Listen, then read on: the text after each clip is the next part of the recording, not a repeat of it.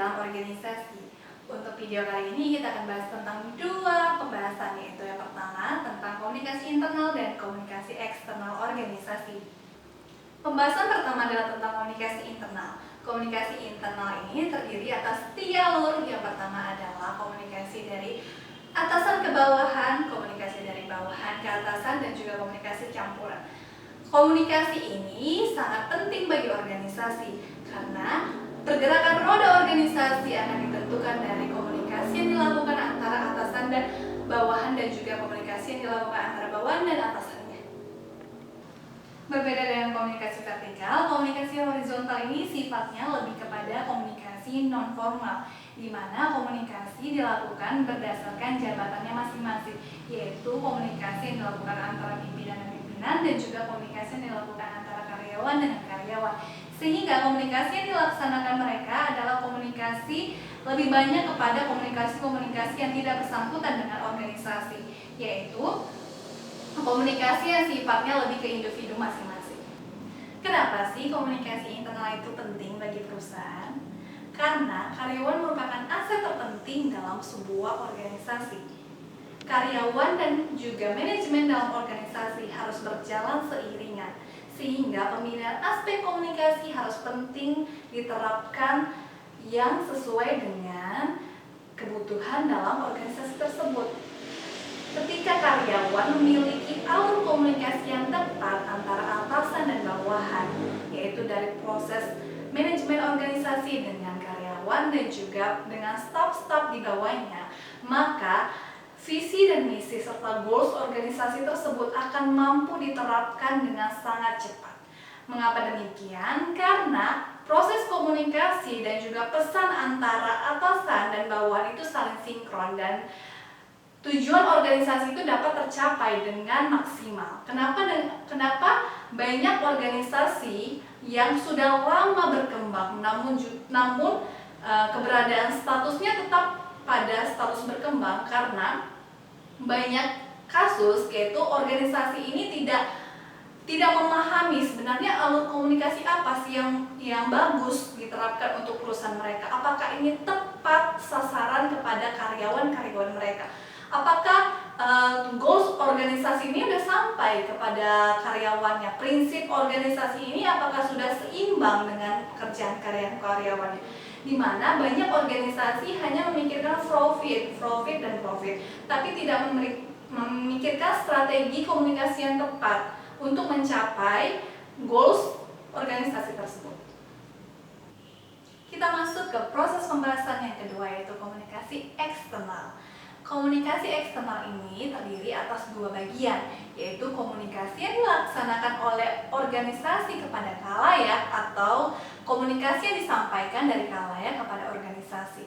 Yang pertama yaitu komunikasi yang disampaikan dari organisasi kepada khalayak yang sifatnya informatif, di mana kita sebagai pemilik organisasi atau sebagai sebuah ranah komunikasi, kita akan memberikan informasi-informasi apa yang perlu diketahui oleh khalayak, seperti informasi berkaitan dengan company profil kita, atau terkait dengan produk-produk yang kita hasilkan, atau sebuah value dari perusahaan kita yang berbeda dengan organisasi-organisasi lainnya.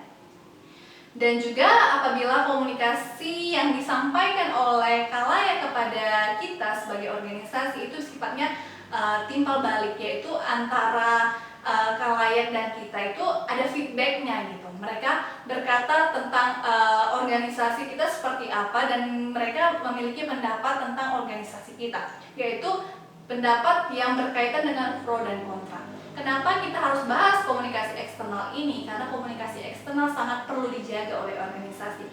Karena citra dan reputasi perusahaan itu sangat bergantung oleh publiknya, ataupun khalayak, ataupun customer dan calon customernya.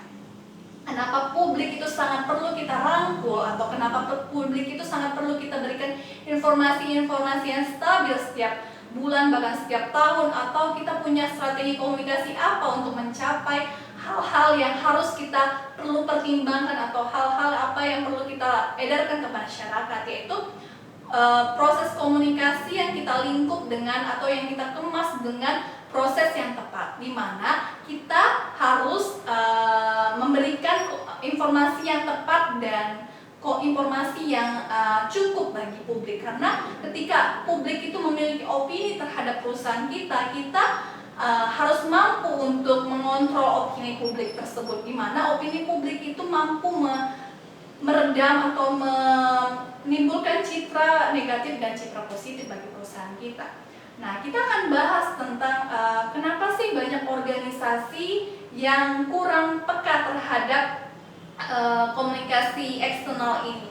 Contohnya saja, komunikasi eksternal adalah organisasi hanya menyampaikan tentang value-nya saja, tapi tidak menyampaikan tentang sebenarnya mereka itu punya keunikan apa sih dari organisasi yang lainnya. Seperti itu. Banyak masyarakat yang tahu nih perusahaan apa, tapi nggak tahu dia perusahaan yang punya nilai apa, atau dia perusahaan yang punya keunikan apa daripada organisasi lain, sehingga saya bisa menjadi customer dia yang tadinya bukan customer menjadi customer dia atau new customer, seperti itu.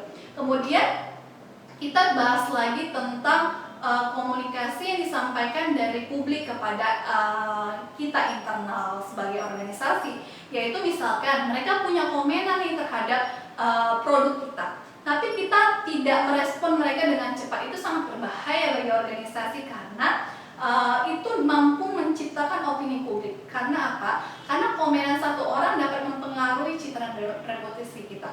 Karena customer itu adalah hal yang perlu kita jaga, sama seperti karyawan.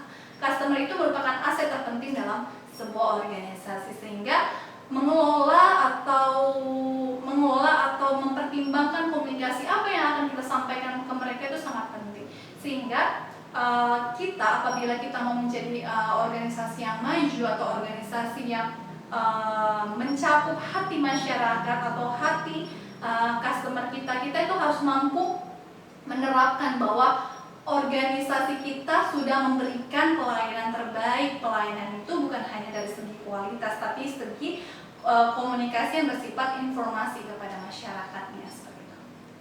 Di pembahasan sebelumnya kita udah bahas tentang komunikasi internal dan juga komunikasi eksternal di dalam organisasi. Sekarang kita akan bahas citra dan reputasi perusahaan, karena hal itu juga termasuk dalam aspek pentingnya komunikasi di dalam organisasi. Kenapa saya bilang merupakan aspek terpenting di dalam komunikasi? Karena komunikasi ini kita berikan adalah komunikasi yang bersifat informatif, maupun komunikasi dia internal atau komunikasi eksternal itu adalah sifatnya informatif dan juga feedback antara yang kita sampaikan dan juga yang mereka sampaikan kepada kita. Citra dan reputasi ini kita dapat dari organisasi luar atau dari khalayak luar.